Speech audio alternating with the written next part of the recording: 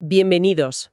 Hoy nos metemos de lleno en los cimientos del cálculo, un tema que, bueno, para muchos es la primera gran pared a escalar en ciencias o ingeniería. Sí, total. Hablamos de intervalos y de inecuaciones. Tenemos aquí un cuadernillo de análisis matemático y la misión de hoy es sencilla.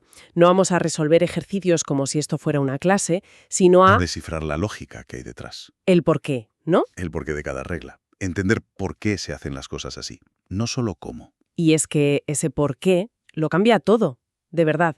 Estos conceptos no son obstáculos para memorizar y aprobar, son literalmente el lenguaje que se va a usar para casi todo lo que viene después. Claro, la idea es esa, dejar de ver los números como puntos aislados en una recta y empezar a verlos como territorios o vecindarios, y las inecuaciones son como las leyes urbanísticas que te dicen, mira, tu solución vive aquí, desde esta calle hasta aquella otra.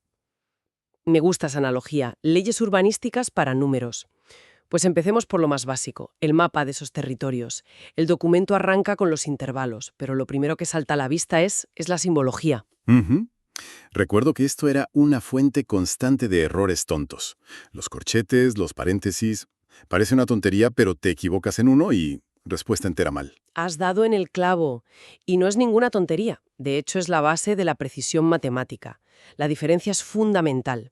A ver, el corchete es una puerta cerrada. Significa incluido. ¿Vale? Si ves 5, pues el número 5 es parte de ese vecindario. Es la primera casa de la calle y nos pertenece. ¿Y el paréntesis? En cambio, el paréntesis es más como una valla. Significa no incluido. Con 1,7 hablamos de todo el espacio que hay entre el 1 y el 7, pero sin tocar nunca esos dos números. Son los postes que marcan el límite, pero no son parte del terreno. Claro, y supongo que por eso el infinito, siempre lleva paréntesis, porque no puedes llegar al infinito para incluirlo. Es un concepto, una dirección, no un destino. Precisamente, el infinito es el horizonte. Te diriges hacia él, pero nunca lo alcanzas. Así que no puedes ponerle una puerta cerrada, un corchete. Siempre será un límite abierto. La idea de que aquello sigue y sigue. Entiendo. Y esta distinción, que parece tan pequeña, es crucial en campos como la programación, por ejemplo, al definir los límites de un bucle, o en la industria, al fijar tolerancias para una pieza. ¿Es aceptable hasta 10 milímetros inclusive o tiene que ser estrictamente menor de 10? Claro, el corchete o el paréntesis te cambian la especificación por completo. Totalmente. Vale, con esa idea en mente, los ejemplos del cuadernillo se leen de otra forma. A igual 5 más infinito es el territorio que empieza en la casa del número 5 y se extiende sin fin hacia los positivos. Ajá. B igual a 1,7 es un tramo acotado, como una calle peatonal entre el 1 y el 7, pero sin contar los portales de inicio y fin. Y C igual a menos infinito, menos 4, es todo lo que hay a la izquierda del menos 4 sin tocarlo. Y fíjate en el ejemplo mixto que proponen, que es muy bueno. E igual 1,10. Ah, sí. Esto es, desde el 1, incluido, hasta justo antes de llegar al 10. Es una forma increíblemente útil de definir rangos. Piensa en una oferta válida desde el día 1 hasta el día 10 a las 12 de la noche. El día 1 está dentro, pero en el momento en que empieza el día 10, la oferta ya ha caducado. El 10 marca el final, pero ya no forma parte del conjunto. Eso es. Vale, de acuerdo. Ya tenemos el lenguaje para describir los territorios. Pero lo interesante es cómo se definen. No siempre nos dan los límites, explícitamente. A veces nos dan unas reglas, una inecuación, y a partir de ahí a buscarse la vida. Averiguar dónde empieza y acaba tu terreno, ¿sí? El documento dice que se parecen a las ecuaciones, pero que, ojo, hay reglas nuevas. Sí, y hay una en particular que es, bueno, es la reina de los suspensos y las confusiones. El documento la introduce en el ejemplo menos 6x 24. La tentación es automática. El menos 6 que está multiplicando pasa dividiendo. Y fin. Pero ahí está la trampa. Cuando movemos un número negativo que está multiplicando o dividiendo de un lado al otro, tenemos que invertir el sentido del signo. Recuerdo perfectamente que esta regla de invertir el signo me parecía completamente arbitraria. De verdad, era como si alguien la hubiera inventado para hacer las cosas más difíciles. ¿Hay alguna forma intuitiva de entender por qué tiene que ser así? Por supuesto. Y es una forma de ver la belleza de la estructura matemática. No es arbitrario, es una consecuencia inevitable de cómo funcionan los números. A ver, Pensemos en algo que nadie duda. 2 es menor que 5, 2 menor que 5. De acuerdo, sí, claro. ¿vale? Pues ahora vamos a multiplicar los dos números por -1. Obtenemos -2 y -5. ¿Cuál es la relación entre ellos ahora? Si los imaginas en la recta numérica, el -2 está más a la derecha que el -5. Está más cerca del 0, sí. Es mayor, por lo tanto, -2 es mayor que -5. La relación se ha invertido por completo, -2, -5. Al multiplicar por un negativo es como si pusiéramos un espejo en el 0 que refleja toda la recta. Lo que estaba a la derecha ahora está a la izquierda y viceversa. El orden se invierte. El orden se invierte. La regla no es un capricho, es el reflejo de ese fenómeno. Visto así, tiene todo el sentido. Es una propiedad, no un truco. Vale, pues, si con números negativos ya se complica la cosa, el siguiente paso del documento es la pesadilla de muchos. La incógnita en el denominador. Ahí empieza lo bueno. El ejemplo es 4 por 2x menos 1 superior o igual a 3. Mi primer impulso, y creo que el de todo el mundo, sería coger el 2x menos 1 y pasarlo multiplicando al otro lado. ¿Por qué es una jugada tan peligrosa? Es peligrosa por lo que acabamos de ver, por la regla del espejo. El problema es que no sabemos si el paquete 2x menos 1 es positivo o negativo. Claro, depende de la x. Exacto. Si x vale 100, es positivo. Si x vale 0, es negativo. Si lo pasamos multiplicando sin más, estamos apostando a ciegas. ¿Invertimos el signo o no lo invertimos? Como no lo podemos saber, ese atajo es un camino directo al error. Es una operación, digamos, ilegal, porque introduce una ambigüedad que rompe la lógica. Así que necesitamos un método que no dependa de adivinar el signo. Y ahí es donde el documento propone un camino más largo, pero más seguro. Primero moverlo todo a un lado para compararlo con 0. Eso es. Y tras operar, se llega a 7 menos 6x por 2x menos 1. Exacto. Ahora el problema es mucho más limpio. Ya no comparamos dos cosas de valor desconocido. Ahora la pregunta es, ¿cuándo una división es positiva o 0? Y la respuesta es la vieja regla de los signos, cuando el de arriba y el de abajo tienen el mismo signo. Eso es. O los dos positivos o los dos negativos. Y esto nos obliga a dividir el problema en dos universos posibles. Dos escenarios es el famoso principio de divide y vencerás, que no es solo una estrategia militar, es la base de muchísimos algoritmos. Claro, cuando un problema es complejo, lo partes en trocitos más pequeños. Que sí sabes resolver. Recuerdo en un examen tener una de estas. Abrí los dos casos y mi folio parecía un árbol genealógico. Es fácil perderse. El documento los llama opción A y opción B. La opción A es el caso positivo entre positivo. Correcto. Numerador, el 7 menos 6x mayor o igual a 0. Y, muy importante, el denominador 2x menos 1 estrictamente mayor que 0. Ah, importante ese detalle. Es que es clave. Muchos caen aquí. Para el numerador, permitimos que sea 0, porque la inecuación original tiene un mayor o igual. Pero el denominador nunca, jamás, puede ser 0. La opción B. Pues igual, negativo entre negativo con la misma salvedad para el de abajo. Vale. Siguiendo la pista del documento, en la opción A, tras resolver, se necesita que x sea menor o igual que 76 y a la vez que x sea mayor que 12.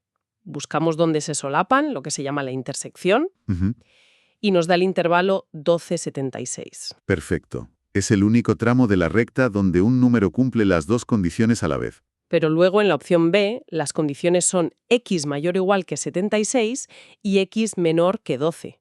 Y aquí, si lo dibujas, ves que es imposible. No hay ningún número que esté a la vez por encima de 1 con algo y por debajo de 0,5. No hay solapamiento. La solución es el conjunto vacío, lo que nos dice que ese segundo universo, el de negativo entre negativo, no existe. No hay ningún valor de x que lo haga realidad. Y ahora solo queda el último paso. El resultado final es la unión de lo que hemos encontrado en cada camino, la solución del caso A más la no solución del caso B. Exacto. Que nos da la solución final. 12,76. El método es largo, sí, pero es a prueba de bombas. El atajo de multiplicar es la vía rápida al suspenso. Vale. Todo esto, aunque sea enrevesado, tiene sentido en una línea. Pero el concepto que a mí siempre me pareció que rompía las reglas era el del valor absoluto, o módulo. De repente, una sola inecuación te da dos soluciones completamente separadas. El documento lo introduce con x² 16, que lleva a x4. ¿Cómo es posible? Es posible porque estamos cambiando la pregunta. La clave es entender qué significa de verdad el módulo. X no es solo quitar el signo negativo. Así, la inecuación x mayor que 4 no pregunta qué números son más grandes que 4. Pregunta qué números están a una distancia del 0 que sea mayor de 4 unidades. Ah, claro. Y esa pregunta tiene dos respuestas. Los números que están a más de 4 unidades por la derecha y los que están a más de 4 unidades por la izquierda. Exactamente. Por un lado, todos los que están a la derecha del 4, el 5, el 6, el 20, y por otro, todos los que están a la izquierda del -4, el -5, -6, -100. Son dos territorios que no se tocan. Por eso una inecuación con módulo y un signo mayor que casi siempre rompe la solución en dos partes. Te expulsa del centro y te manda a los extremos. Entendido. Entonces, cuando el ejemplo se complica a 4x menos 8 mayor que 32, la lógica debería ser la misma. El documento primero despeja y aísla el módulo, lo cual es normal. Pero luego llega el paso que a mí me parece un jeroglífico. Ya sé a cuál te refieres. Menos 32, 4x menos 8, 32. Esto, leído deprisa, parece una contradicción.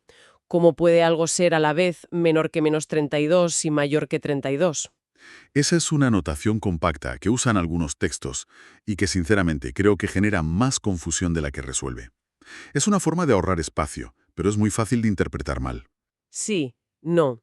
Lo mejor es pensar en ello como lo que es. Dos caminos separados que no tienen nada que ver. La palabra clave aquí es o, de unión. Lo que 4x menos 8, 32 significa en realidad es camino 1. 4x menos 8 es mayor que 32. O, camino 2. 4x menos 8 es menor que menos 32. Son dos inecuaciones independientes. Totalmente independientes. Resolviendo la primera, llegamos a x mayor que 10.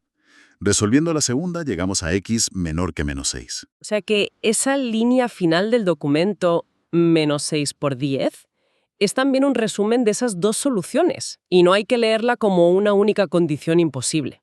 Eso es. Es la conclusión de los dos caminos.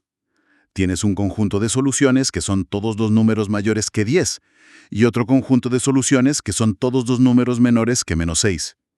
Son dos vecindarios en extremos opuestos de la ciudad. El resultado final es la unión de ambos.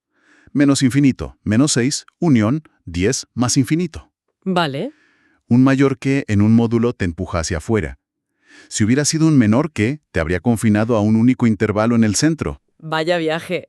Hemos empezado poniendo vallas y puertas con corchetes y paréntesis. Luego hemos aprendido la regla del espejo para los números negativos. Hemos aplicado el divide y vencerás para no caer en la trampa del denominador. Y hemos terminado entendiendo que el valor absoluto es una pregunta sobre distancias que puede partir el universo de soluciones en dos. Es un proceso de construcción perfecto. Si lo piensas, los intervalos son el vocabulario, las palabras. Las reglas de las inecuaciones son la gramática, cómo conectar esas palabras. Y los métodos para casos complejos como la bifurcación o el desdoblamiento del módulo son la sintaxis avanzada. La que nos permite construir argumentos lógicos. Completos y sin fisuras. Es el andamiaje del pensamiento riguroso. Pues para terminar, y ya que hemos estado hablando todo el rato de rectas y territorios, lanzo una idea para seguir pensando.